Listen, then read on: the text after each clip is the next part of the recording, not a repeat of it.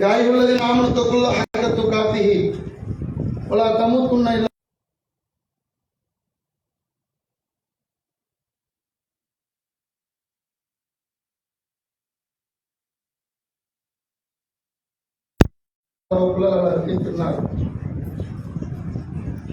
இவ்வுலகிற்கு இறுதி தூதராக அனுப்பப்பட்டிருக்கிற நபிகள் பெருமானார் ஸல்லல்லாஹு அலைஹி வஸல்லம் அவர்களின் மீதும் அவர்களுடைய வாழ்க்கை வரலாற்றினை தன்னுடைய வாழ்க்கை நெறியாக ஏற்று பின்பற்றி வாழ்ந்து வரைந்திருக்கிற சத்திய சஹாபாக்கள் மீதும் சஹாபிய பெண்மணிகள் மீதும்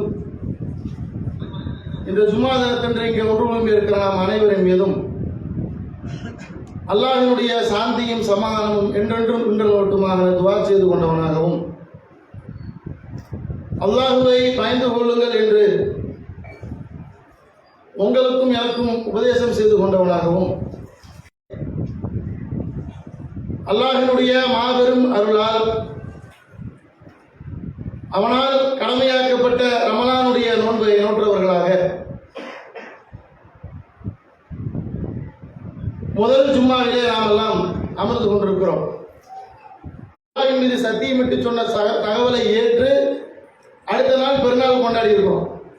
இந்த 29 நாட்கள் நாம் செய்த அமல்கள், நம்மிடத்தில் இருந்த நல்ல எண்ணங்கள், நல்ல குணங்கள், இவையெல்லாம் ரமலான் அல்லாத மாதங்களிலும் நம்மிடத்தில் இருக்க வேண்டும் என்பதைத்தான் இந்த ரமலானுடைய மாதத்தினுடைய மொத்த நோன்புகளும் நமக்கு ஒரு பயிற்சியாக இருக்கிறதாக திருமறை குர்ஆனும் ஹதீஸிலும் சொல்லப்படுகிறது.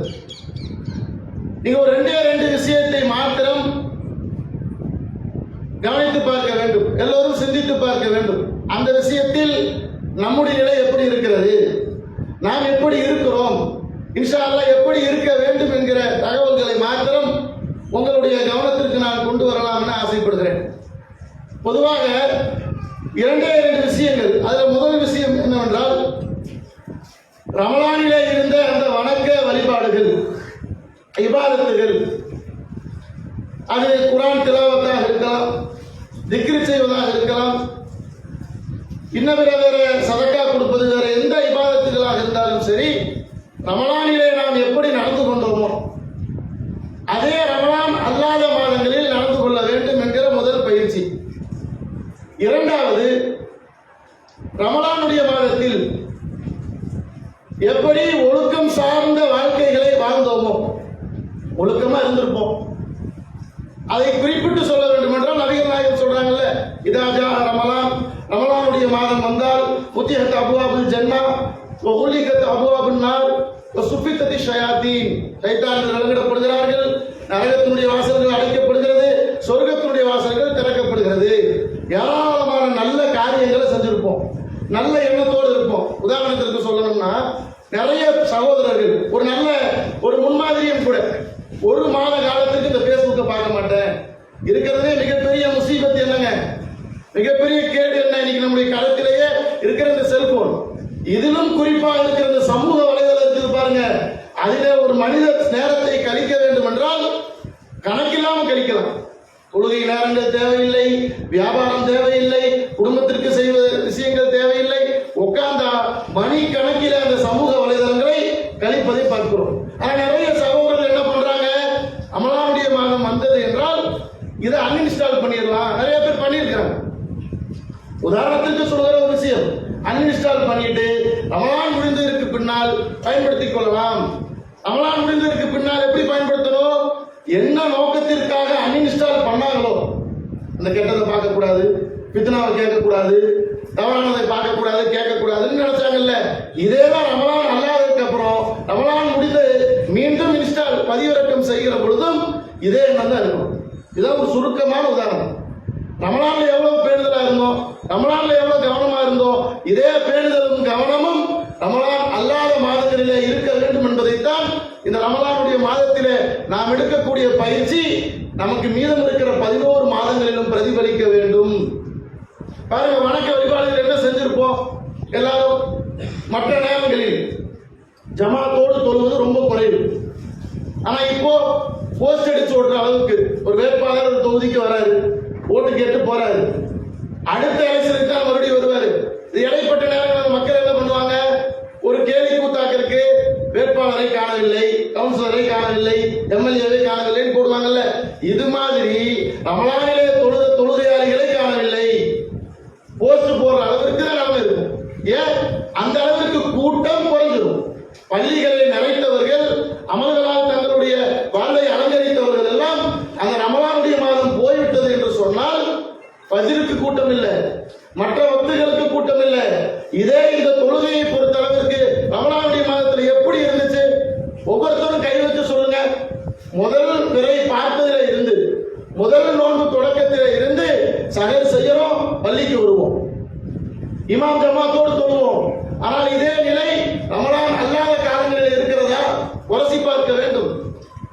ஆனால் இந்த தொழுகை என்பது, கடமையான தொழுகை என்பது நமக்கு வந்து ரமலான்ல மட்டும்தான் கடமையா? அல்லாஹ் ரப்பல் ஆலமீன் சொல்கிறார், இன்ன ஸலாத்த கானத்தல் முஃமினீன கிதாபும் மவ்கூதா. இந்த தொழுகை என்பது முஃமின்களுக்கு நேரம் குறிக்கப்பட்ட கடமையாக இருக்கிறது. அப்ப அது விஷயத்தில் நம்ம எந்த அளவுக்கு கவனத்தோடு இருக்கிறோம்? பொதுவாகவே இந்த வணக்க வழிபாடுகள் இருக்கு இல்லைங்க, இபாதத்துக்கள், இதை குறித்து இறைவன் திருமறை குர்ஆனில் சொல்லும் பொழுது 15வது அத்தியாயத்தினுடைய 99வது வசனத்துல வஅபுது ரப்பக ஹத்தா யஅதியக்கல் யகீன், மரணம் வருகிற வரை அல்லாஹ்வை வணங்குங்கள்.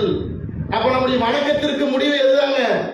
ஒரு மாசம் தொழுதுட்டு இன்னொரு மாசத்துல கவனம் இல்லாம இருக்கிறதோ, தொழுகைகள்ல இபாதத்துகள்ல குறை வைக்கிறது ஒரு முஸ்லீமுடைய குணம் இல்லை.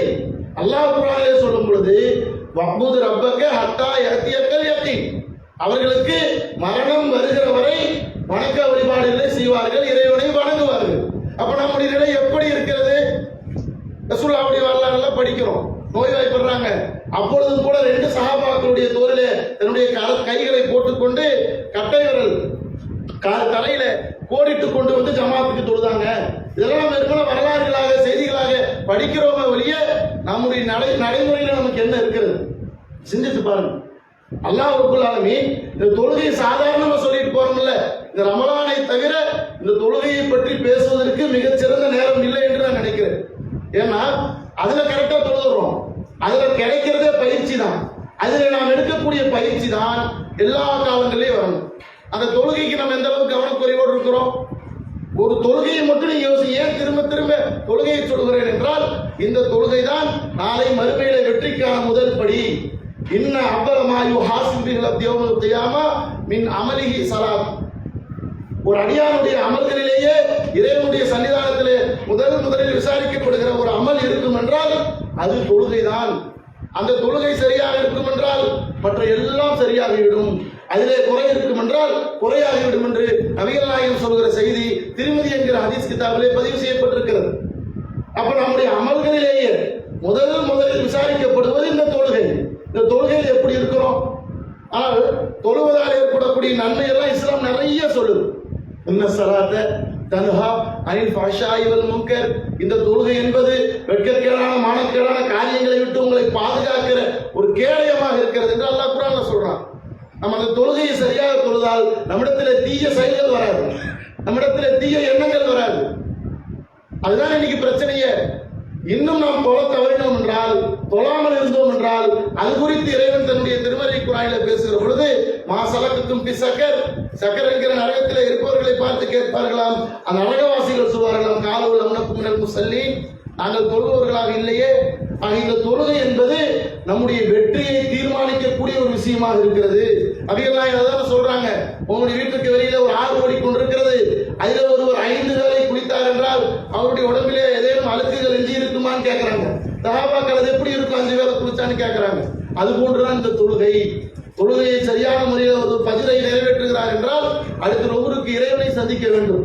நபியவர்கள் சொல்கிற பொழுது யுனாஜி ரப்பஹு, அவர் தன்னுடைய இறைவனோடு உரையாடுகிறார். அப்ப இறைவனோடு உரையாடக்கூடிய அந்த உரையாடல் இருக்கிற பொழுது நாம் எந்த அளவுக்கு நம்மை சரிப்படுத்திக் கொள்ள வேண்டும், எந்த அளவுக்கு நாம் கவனத்தோடு இருக்க வேண்டும். தொழுகையில கவனம் இதெல்லாம் 2வது விஷயங்க. தொழுகையில் நிற்கும் பொழுது கவனத்தோடு இருக்கணும், கவனம் செதறக்கூடாது, ஒருநிலையோடு தொழுகணும், இதெல்லாம் 2வது விஷயம்.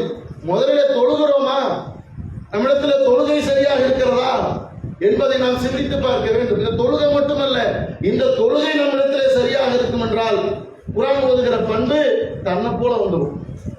இந்த தொழுகை நம்மிடத்திலே சரியாக இருக்கும் என்றால் அதுக்கடுத்து வேற வேற இபாதத்துகள் திக்ர் செய்யறது தன்னால வந்துடும். எப்படி வரும்? ரமலான்ல என்ன பண்ணோம்? 1:10க்கு ஜமாத்துனா ஒரு 12:30 மணிக்கே கம்பெனியில இருந்து மெதுவா அப்படியே வெளியே வருவோம். வேலை செய்யக்கூடியவர்களாக இருந்தால் மெதுவா வெளியே வந்து ஒழு செஞ்சுட்டு அப்படியே பள்ளியில ராகத்தை கொஞ்ச நேரம் படுப்போம்.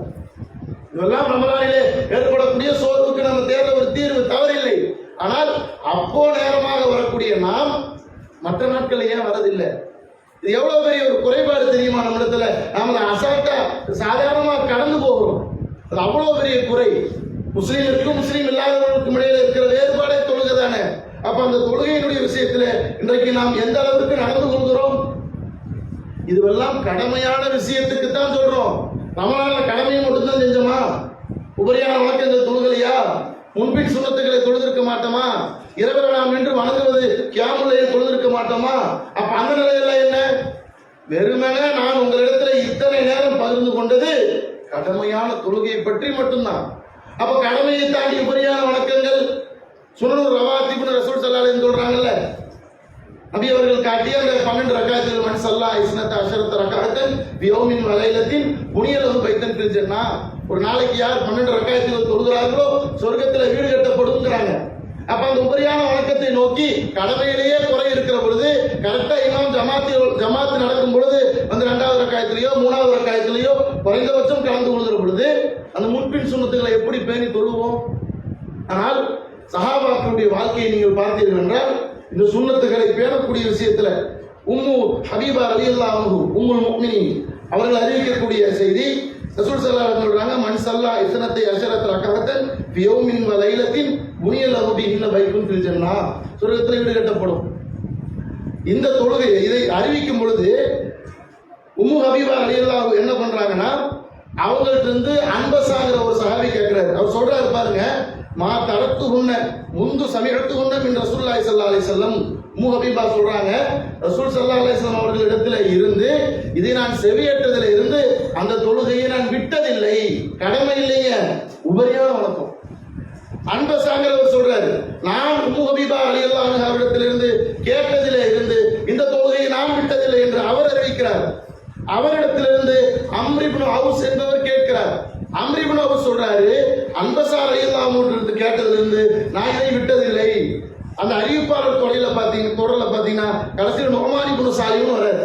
அவர் என்ன சொல்றாருன்னா, அம்ர் இப்னு அவுஸ் இருந்து நான் கேட்ட மாதிரி இந்த 12 ரக்காயத்துகள் தொழுதால் சொர்க்கத்தில் வீடு கட்டப்படும்னு அவரிடத்திலிருந்து இதை கேட்டதிலிருந்து நான் இந்த வணக்கத்தை, இந்த உபரியான வணக்கத்தை தவறவிட்டதே இல்லை என்றால், அப்போ உபரியான வணக்கங்களிலே இவ்வளவு கவனத்தோடு கூடுதல் அக்கறையோடு இருந்த சஹாபாக்களுடைய வாழ்க்கையை பார்க்கும் பொழுது கடமையிலே குறையோடு இருக்கிற நாம் என்ன செய்ய வேண்டும்? அதை சரி செய்து கொள்ள வேண்டாமா? அதுல ஏற்பட்டிருக்கிற குறைகளிலிருந்து மீண்டு வர வேண்டாமா? அதனால ரமலான்ல படிக்கிறோம். இது வெறுமனே கடமையான உபரியான வணக்கங்களுக்கு மாத்திரம் சொல்லப்படுகிறது. இன்னும் குரான் ஓதக்கூடியது இருக்கிறது, திக்ர் செய்யக்கூடியது இருக்கிறது. இதெல்லாம் நம்முடைய நிலை என்ன? சிந்தித்து பாருங்க சகோதரர்களே. இன்னும் சொல்ல வேண்டும் என்றால், இந்த ரமலான்ல நம்ம செய்யறோம் பாருங்க இந்த அமல்களை பொறுத்த அளவிற்கு நபிகள் நாயகம் ஸல்லல்லாஹு அலைஹி வஸல்லம் அவர்கள் நம்மை தொழக்கூடிய இந்த இரவு தொழுகையை பற்றியே சொல்லும் பொழுது, ரசூலுல்லாஹ்வுடைய மாகான யஸீது ஃபி ரமலான் வ கைரிஹி, ரமலானிலும் ரமலான் அல்லாத மாதத்திலும் ரசூலுல்லாஹ்வுடைய தொழுகையாத்தான் அந்த 11 + 8 + 3 11 தொழுகிறோம் இல்லைங்களா அதிகமா.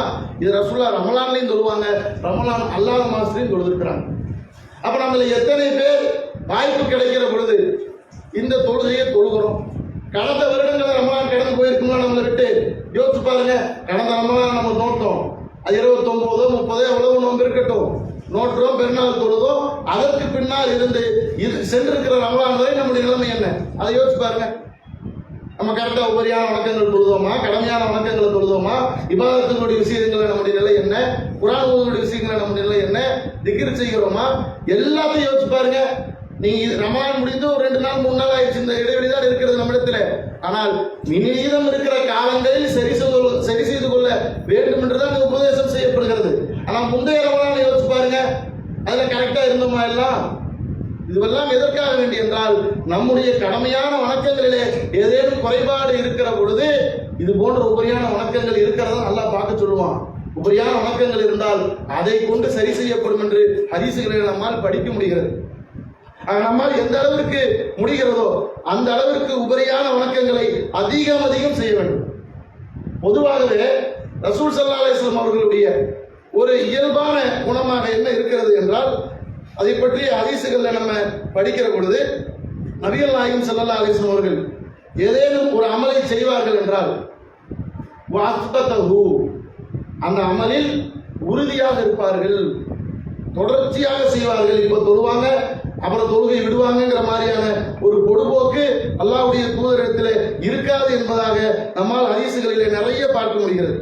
இன்னும் எந்த அளவுக்கு ஹதீசுகள் அறிவிக்கப்படுகிறது என்றால், அல்லாஹ்விற்கு விருப்பமான அமல்களை பற்றி நபி அவர்கள் சொல்கிற பொழுது அஹப்புல் அமால் இலல்லாஹி அதுமுகா வைத்தல்ல, நீங்கள் குறைவாகத்தான் செய்ய முடியும் என்றால் அதை தொடர்ச்சியாக செய்யுங்கள், அதுதான் அல்லாஹ்விற்கு விருப்பமானது. நம்மால் உபரியான வணக்கங்கள் இவ்வளவுதான் தொழுக முடியும், தொடர்ந்து தொழுங்க, அதுல எந்த விதமான சோர்வும் இடைவெளியும் இல்லாமல் தொழுக வேண்டும்ங்கிறாங்க. அப்படி தொழக்கூடிய தொழுகைகளை இறைவன் விரும்புகிறான்.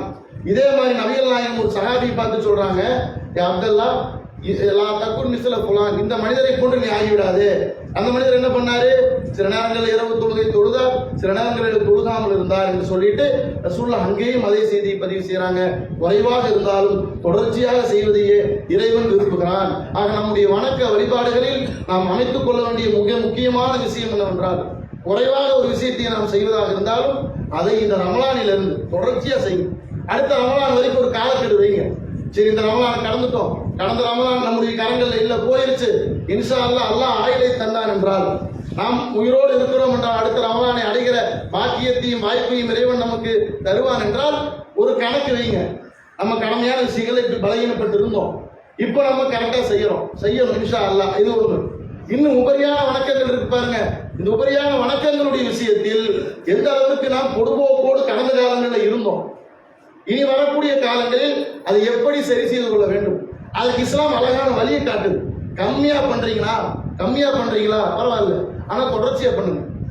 நீங்க எடுத்தோட ஒரு 10 ரக்காய் தொழுகிறது, 20 ரக்காய் தொழுகிறது, வேலைக்கு போகாம வீடுகளுடைய வேலைகளை செய்யாம உட்கார்ந்து குர்ஆன் ஓதுறது, திக்ர் செய்யறது, இன்னைக்கு ஒரு நாள் செய்துவிட்டு மீதம் இருக்கிற தொடர்ச்சியாக அமலை செய்யக்கூடிய ஒரு நன்மக்களாக இறைவன் உங்களையும் என்னையும் ஆக்கி அருள் புரிவானாக.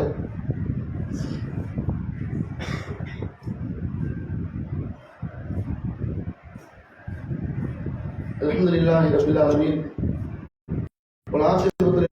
கூடுதலாக கவனம் எடுத்து செய்தோமோ அதே அளவிற்கு ரமலான் அல்லாத மாதங்களிலும் செய்ய வேண்டும் என்பதையும் அப்படித்தான் இஸ்லாம் நமக்கு வழிகாட்டுகிறது. அந்த அடிப்படையில் நபி அவர்களும் வாழ்ந்திருக்கிறார்கள். ஒரு தொழுகையை தொழுதார்கள் என்றால் அதிலே உறுதியாக இருப்பார்கள், அதில் தொடர்ச்சியாக அல்லாஹ்வுடைய தூதர் செய்வார்கள், ஒரு இடைவெளி விட்டு செய்ய மாட்டாங்க, தொடர்ச்சியாக அந்த அமல் இருக்கும் என்பதையும் முதல் உரையில பார்த்தோம். அதே மாதிரியே அல்லாஹ்வுடைய தூதர் ஒரு அழகான பிரார்த்தனையை எல்லாம் கேட்கிறோமோ அதே மாதிரி நம்முடைய பிரார்த்தனைகளில் ஒரு பிரார்த்தனையாக வணக்க வழிபாடை செய்வதற்கு இறைவா எனக்கு நீ உதவி செய். ரசூலுல்லாஹ் செஞ்ச ஒரு துவா. ரசூலுல்லாஹ் எப்படி துவா செய்யறாங்கன்னா, எல்லோரும் பாடமாக்கி கொள்ள வேண்டிய, மரணம் செய்து கொள்ள வேண்டிய ஒரு துவாவும் கூட. அல்லாஹும்ம இறைவா இன்னி அலா திக்ரிக, இறைவா எனக்கு உதவி செய். ரசூலுல்லாஹ் எப்படி துவா செய்யறாங்கன்னா, இறைவா எனக்கு உதவி வேணும், உன்னுடைய உதவி இல்லாமல் எதுவுமே செய்ய முடியாது, அதனால எனக்கு நீ உதவி செய். எப்படி உதவி செய்? அலா திக்ரிக, உன்னை நினைவு கூறுகிற விஷயத்தில், வஷுக்ரிக, உனக்கு நன்றி செலுத்துகிற விஷயத்தில், வஹ்ஸினி இபாதத்திக, உன்னுடைய வணக்க வழிபாடுகளை அழகான முறையிலே நான் அமைத்துக் கொள்வதற்கும் எனக்கு உதவி செய். அல்லாஹ்வுடைய உதவி இல்லாமல் எதுவுமே நடக்காது தானே, அதை நம்ம நம்பி இருக்கோம். சில நேரங்களில் நிறைய பேர் உதவிகளை நம்முடைய வாழ்க்கையில, வியாபாரத்தில், குடும்ப பிரச்சனைகள்ல அல்லது தனிப்பட்ட முறையில் நிறைய கண்டிருப்போம். ஆக அல்லாஹ்விடத்தில் ஒவ்வொரு தொழுகைக்கு பிறகும் ரசூல் ஸல்லல்லாஹு அலைஹி வஸல்லம் அவர்கள் தொழுகைக்கு பின்னால ஒரு துஆக்களுடைய பட்டியலில் கூட இந்த துஆ இடம்பெறும். அந்த கிதாப் எடுத்து படிச்சு பார்த்தீங்கன்னா இந்த துஆ கண்டிப்பா இருக்கும். நம்ம ஒவ்வொரு தொழுகைக்கு பின்னால் அல்லாஹும்ம இறைவா ஐன்னி அலா திக்ரிக வ ஷுக்ரிக வ ஹுஸ்னி இபாதத்திக, இறைவா அழகான முறையிலே உன்னை வணங்கி வழிபடுவதற்கும், உனக்கு நன்றி செலுத்துவதற்கும், உன்னை துதிப்பதற்கும், உன்னை நினைவு கூறுவதற்கும் இறைவா எனக்கு நீ உதவி செய் என்கிற பிரார்த்தனையை இஸ்லாம் நமக்கு கற்றுத்தருகிறது. அந்த அடிப்படையில் இன்ஷா அல்லாஹ் இனி வரக்கூடிய காலங்களில் நம்முடைய வணக்க வழிபாடுகளை இறைவனுடைய உதவியை கொண்டு அழகாக அமைத்துக் கொள்கிற ஒரு பாக்கியத்தையும் வாய்ப்பையும் அருளையும் இறைவன் உங்களுக்கும் எனக்கும் உங்களுடைய குடும்பத்தாருக்கும் என்னுடைய குடும்பத்தாருக்கும் தந்தல் புரிவானாக என்று சொல்லி என்னுடைய ஜும்மாவுடைய நிறைவு செய்கிறேன். வாஹிரு தஅவானா அல்ஹம்துலில்லாஹி ரப்பில் ஆலமீன். அஸ்ஸலாமு அலைக்கும் வரஹ்மத்துல்லாஹி வபரகாத்துஹு.